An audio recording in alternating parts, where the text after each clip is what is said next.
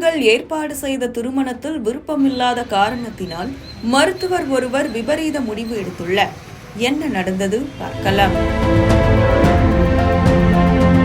தர்மபுரி மாவட்டம் ஹரிஹரநாத கோவில் தெருவைச் சேர்ந்தவர் மருத்துவர் மோனிகா.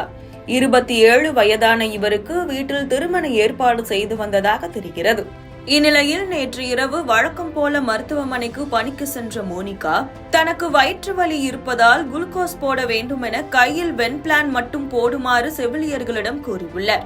பின்னர் வென்பிளான் போட்டுக்கொண்டு தனது அறைக்கு சென்று உள்தாளிட்டுக் கொண்டுள்ளார். நள்ளிரவில் மருத்துவமனைக்கு நோயாளிகள் வந்ததால் மருத்துவரை எழுப்புவதற்காக செவிலியர்கள் முயற்சி செய்துள்ளனர். அப்போது மருத்துவர் மோனிகா போன் எடுக்கவில்லை.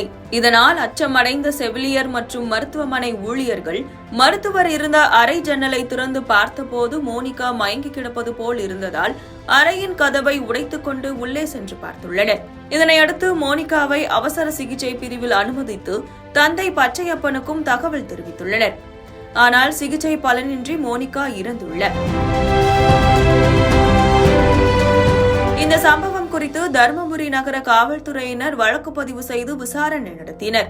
அப்போது மோனிகா தனது ஹேண்ட்பேக்கில் தூக்க மாத்திரைகளை அதிகமாக வைத்திருந்ததும் தெரியவந்திருக்கிறது. பெற்றோர்கள் தனக்கு விருப்பமில்லாத திருமணத்தை நடத்தி வைக்க உள்ளதாகவும் இதனால் மிகுந்த மன உளைச்சலில் இருப்பதாகவும் தனது தோழிகளிடம் கடந்த சில நாட்களாகவே மோனிகா தெரிவித்து வந்திருக்கிறார். இந்நிலையில்தான் திடீரென இந்த விபரீத முடிவை எடுத்துள்ளார். இதுகுறித்து போலீசார் தொடர் விசாரணை மேற்கொண்டு வருகின்றனர்.